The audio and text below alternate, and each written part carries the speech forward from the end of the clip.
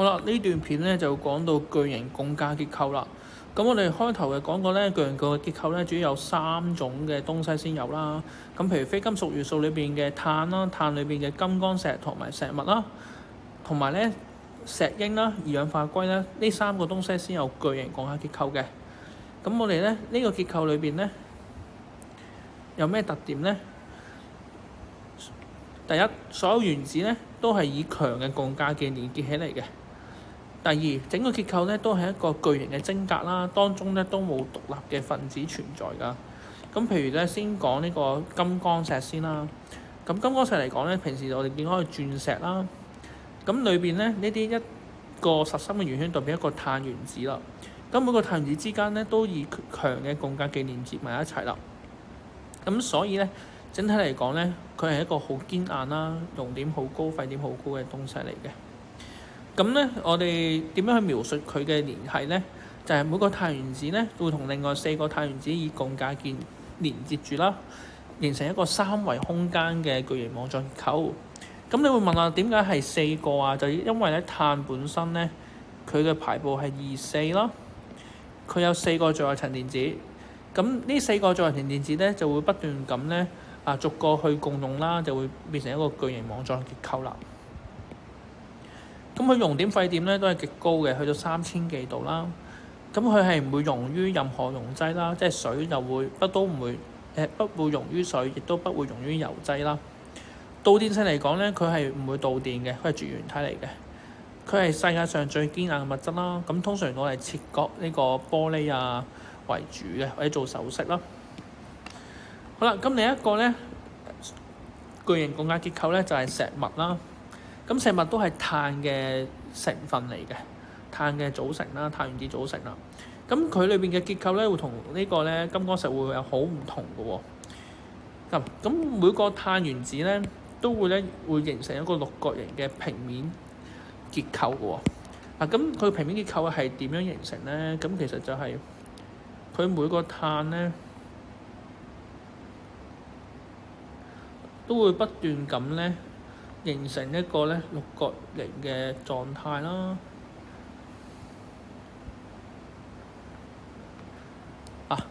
咁呢個就叫一層叫石墨烯，我哋平時叫石墨烯咧，就呢一層石墨烯。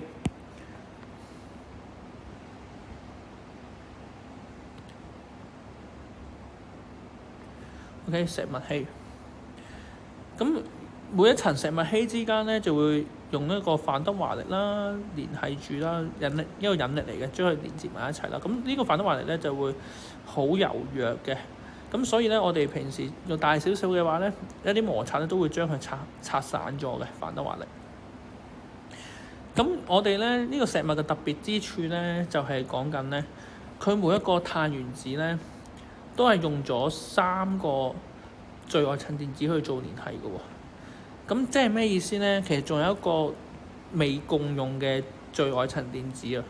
咁我啱啱講咗碳係有4個電子噶嘛，係咪啊？咁佢而家用咗3個嘅話，係咪仲爭一粒電子未去做一個叫做咧共價鍵啊嘛 ？OK， 咁呢粒電子會發生咩事咧？就會喺呢個咧碳原子之間就會不斷咁跳嚟跳去啦。跳嚟跳去嘅話咧，就會有個流動嘅情況出現啦。咁我哋呢個就叫做離域電子咧。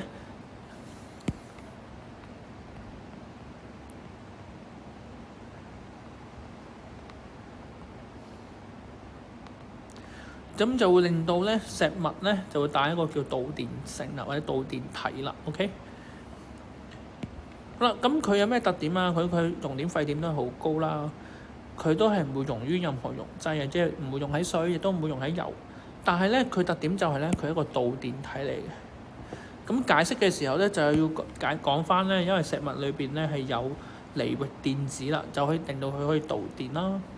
咁佢質地嚟講都好柔軟啦，可以攞嚟做潤滑劑啊，或者可以嚟做鉛筆啊。咁鉛筆點解一寫就甩啊？就因為佢哋之間反德華力好弱，一當佢俾外力嘅時候就會拆散啦。咁有啲碳就甩出嚟，就變成一個我哋鉛筆痕啦。